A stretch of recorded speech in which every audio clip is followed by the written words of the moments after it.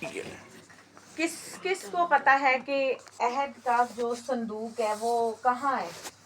کسی کو پتا کہ عہد کا جو صندوق ہے جو خدا نے موسیٰ سے بنوایا تھا وہ کہاں پہ ہے؟ آپ چرچز میں جاتے ہیں، کبھی کلام نہیں سنا کہ خدا کا جو عہد کا صندوق ہے وہ کہاں ہے؟ نہیں پتا؟ چلیں ہم خدا کے کلام میں سے دیکھتے ہیں۔ یہ بڑا امپورٹنٹ ہے، یہ تو ہم سب کو پتا ہے کہ یسوع ہمارے لیے اس دنیا میں آیا، اس کے وسیلہ سے ہی ہماری نجات ہے، اس کے وسیلہ کے بغیر کچھ بھی نہیں ہے۔ نجات، ہمیشہ کی زندگی، گناہوں کی معافی، سب اسی کے وسیلہ سے ہے۔ لیکن کچھ باتیں ایسی ہیں جو ہمیں جاننا ضروری ہیں، کیونکہ ہم بینگ اے کرسچن ہوتے ہوئے، ہم ایک مسیحی گھرانے میں پیدا ہونے کے ناطے سے خالی ہم پہ یہ فرض نہیں ہے کہ ہم خالی یہ جان لیں کہ ہم ایک مسیحی گھرانے میں پیدا ہوئے ہیں، ہمارے ماں باپ مسیحی ہیں یا ہمارے پچھلے مسیحی تھے، ہمیں پتہ ہی نہیں ہماری ہسٹری کیا ہے، ہمارے لوگ جانتے ہی نہیں کہ پہلے کیا ہوا، اب کیا ہے اور ہماری چیزیں کہاں ہیں۔ ہمارے ایک کسی بچے کو پوچھا گیا کہ آپ لوگوں پہ عبادت فرض ہے؟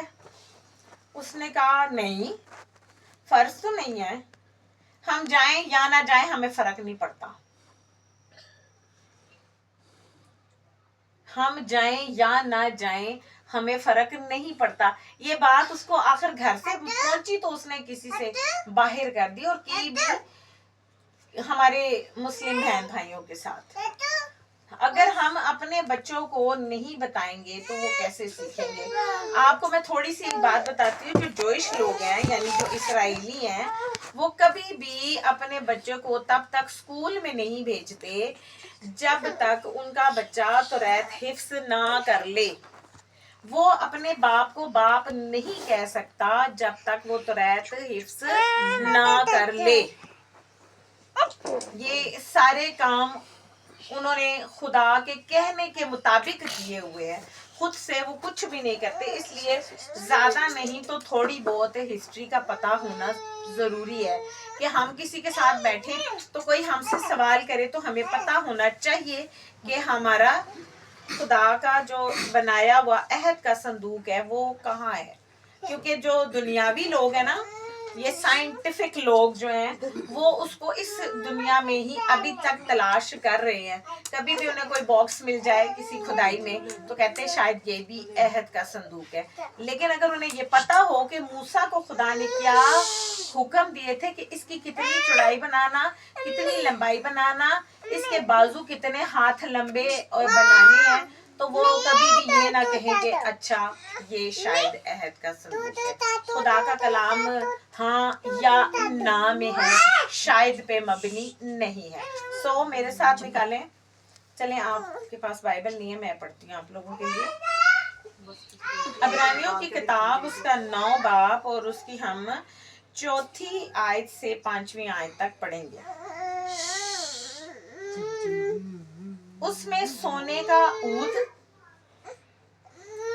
سور اور چاروں طرف سونے سے منڈا ہوا عہد کا صندوق تھا۔ اس میں من سے بھرا ہوا ایک سونے کا مرتبان اور بھولا پھالا ہارون کا عصا اور عہد کی تختیاں تھیں، اور اس کے اوپر جلال کے کروبی تھے جو کفارہ گاہ پر سایہ کرتے تھے۔ ان باتوں کے مفصل بیان کرنے کا یہ موقع نہیں۔ خداوند کے پاک کلام کے پڑھے اور سنے جانے کی برکت ہو، آمین۔ یہاں پر عبرانیوں کی کتاب میں جو ہے پولس رسول بتاتا ہے کہ جو عہد کا صندوق ہے اس کے اوپر کیا کیا تھا۔ اس کے اوپر سونے کا عود، سور اور چاروں طرف سے سونے سے منڈا ہوا عہد کا صندوق تھا۔ اس میں من سے بھرا ہوا ایک سونے کا مرتبان اور پھولا پھلا ہوا ہارون کا عصا اور عہد کی تختیاں تھیں۔ یہ جو اس کا ہارون کا آسا تھا وہ پہلے موسیٰ کے پاس تھا، اور پھولا پھالا اس کو اس لیے کہا جاتا ہے کہ وہ جو آسا تھا اس کے اوپر جو بادام کے پھول ہوتے ہیں نا، باداموں کے پھول کبھی دیکھے کسی نے آپ نے؟ باداموں کے پھول تھے اس کے اوپر، نیچرلی، آرٹیفیشل نہیں، نیچرلی آسا کے اوپر وہ پھول تھے اس کے اوپر، ٹھیک ہے.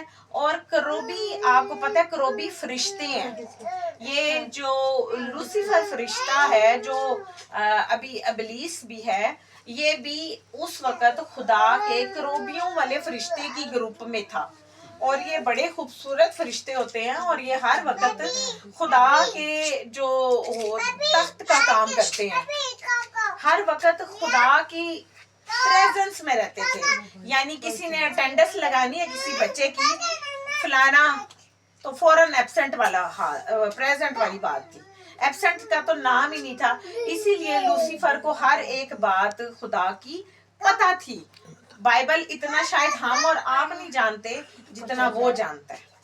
آپ کو پتہ ہے کہ ابلیس بھی آپ کے ساتھ کلام کر سکتا ہے، لیکن اس کی آواز کو سننا آپ کو پتہ ہونا چاہیے کہ میں کس کی آواز سن رہا ہوں، یہ ابلیس کی آواز ہے یا یہ خدا کی آواز ہے. یہ بڑا ضروری ہے آپ لوگوں کے لیے جاننا، ٹھیک ہے.